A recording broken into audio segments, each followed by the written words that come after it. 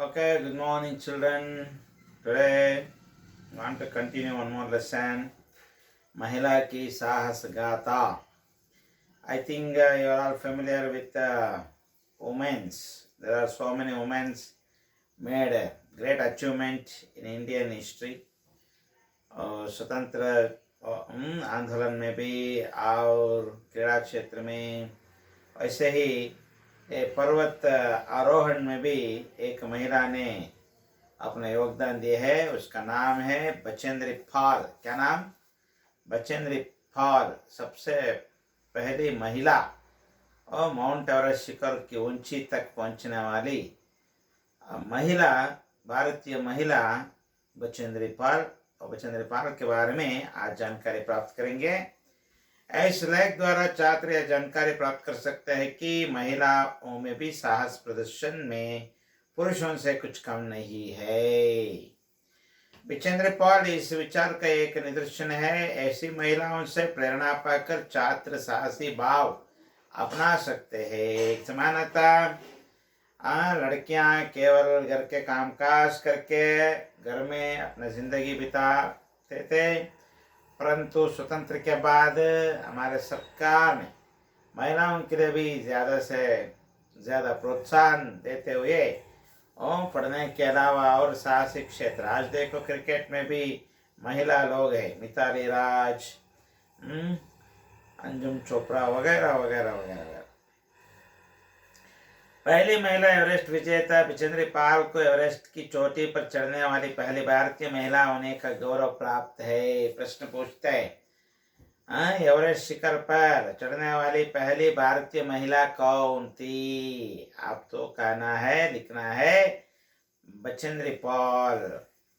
बचेंद्री का जन्म एक साधारण भारतीय परिवार में हुआ था। पिता किशन पाल सिंह और मां हंसा देवी नेगी कि 5 संतानों में यह तीसरी संतान है। अभी तो जिंदा है बचेंद्री पाल, इसलिए है प्रयोग किया है। और माँ बाप के 5 संतानों में ये तीसरी लड़की। अंडरस्टूड?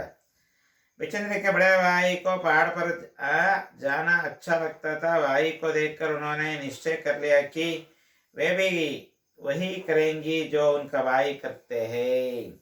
परिवार में कुछ लोग साहसी होते हैं, साहसी होने के नाते भाई या बहन भी ऐसे अनुकरण करते हैं, परंतु यहाँ बचेंद्री पाल के भाई, बड़े भाई, वो पर्वतारोहण करते थे और इसे देखकर बचेंद्री पाल ने भी पर्वत आरोहण करना शुरू की। वे किसी से पीछे नहीं रहेंगी, उनसे बेहतर करके दिखलाएंगी। इसी जज्बे से उन्होंने पर्वतारोहण का प्रशिक्षण लेना शुरू कर दिया।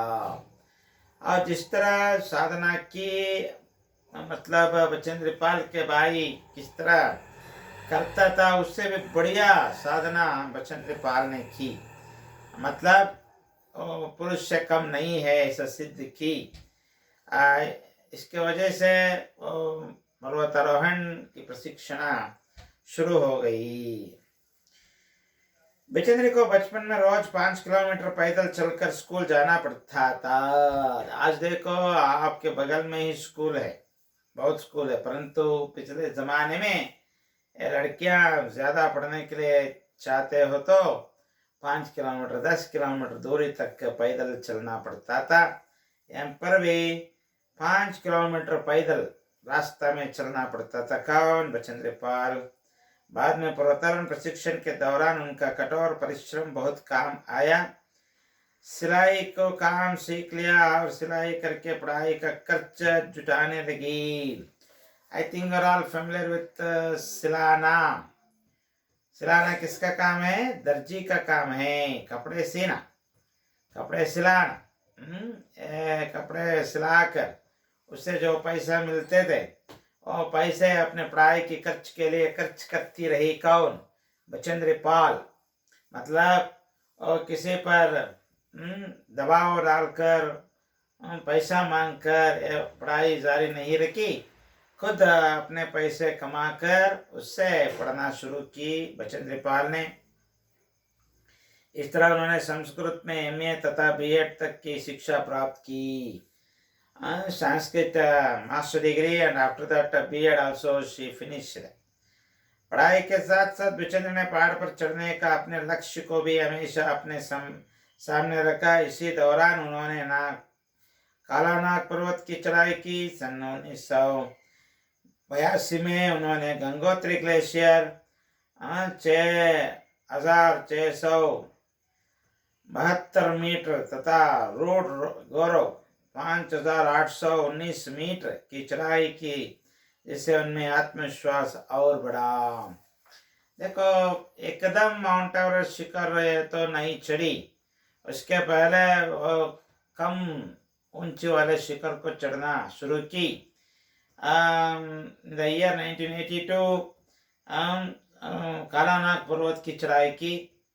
गंगोत्री ग्लेशियर 6,672 फीट 8 मीटर की ऊंचाई पर स्थित है, उसको भी चढ़ाई की।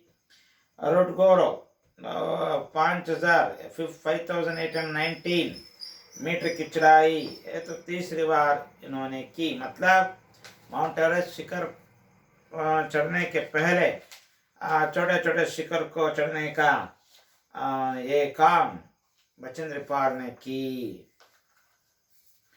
अगस्त 1983 में जब दिल्ली में हिमालय पर्वतारोहियों का सम्मेलन हुआ, तब वे पहली बार तेनसिंग नोरगे, एवरेस्ट पर चढ़ने वाले पहले पुरुष तेनसिंग नोरगे। पुरुषों में सबसे पहला पुरुष भारतीय है।